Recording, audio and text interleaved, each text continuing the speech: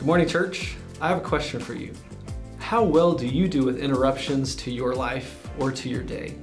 My name is Rhett and I'm the student pastor here at Woodridge, and I think that's a struggle that a lot of us have. If I'm honest with you, that is a big struggle for me, is seeing how interruptions to my day and to my life can be used by God and seeing how they can be used for His glory and for His kingdom. As a student ministry, on Sunday mornings, we've been going through this idea of interruptions that are introduced to our lives and how God can use them for His glory.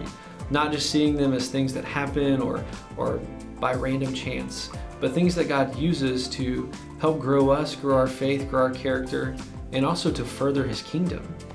We've been going through not just regular interruptions to our life, but this past week we talked about Joseph and how Joseph's life wasn't just several minor interruptions, but his life was filled with huge, difficult interruptions that really threw his life in a big tailspin. For 13 years, his life was one interruption after another. He went from being a pampered son to being a slave, and it wasn't just a short time period, it was 13 years that he lived in this. He went from being betrayed by his brothers. They almost killed him, then they threw him in a pit, sold him into slavery. He ended up being defamed and lied about in his character questions and thrown back into jail, and eventually was restored. And through all of this, we see that Joseph never wavered. Joseph, in these interruptions, he didn't question God, although he might have had difficult times, but he stayed faithful through it all. He saw these as a chance to show God's glory and be faithful even in the interruptions. And through Joseph's faithfulness and through his character that was shown, God used him in a huge way and eventually was the second-hand man, the right-hand man in Egypt and all of that kingdom there, and ended up saving so many people, being reunited with his family, all because he was faithful in the interruptions. I think there's several things we can learn from Joseph's life, how he lived with character and he lived faithfully even in the midst of those interruptions. And I think we can see how we can reframe how we view these interruptions.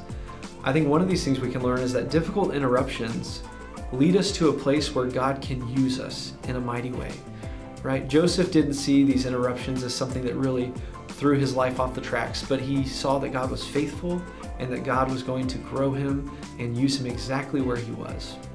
A second thing that we can see is that we can be used more through interruptions, which sounds kind of crazy because if an interruption comes to my life, I see it as something that's a huge bummer and something that throws off my plans. But Scripture says that as the heavens are above the earth, so your ways are above my ways, and your thoughts above my thoughts. And oftentimes in those interruptions, God can use us more because He's placing us specifically where we need to be. So are we being faithful in living character-filled lives in the interruptions, regardless of how difficult they are?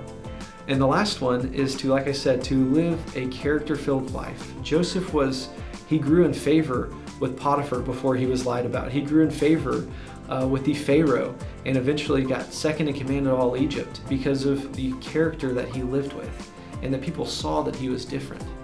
You know, I always tell the students that we are never more like Jesus than when we suffer. And Joseph suffered, but the way I want to say it now is we are never more like Jesus than when we suffer faithfully. Jesus suffered ultimately and He lived faithfully through it all. We see that in Joseph's life where he suffered greatly. He had a lot of interruptions, but he did so faithfully. How can you live faithfully and suffer faithfully and live faithfully in the interruptions today in your life?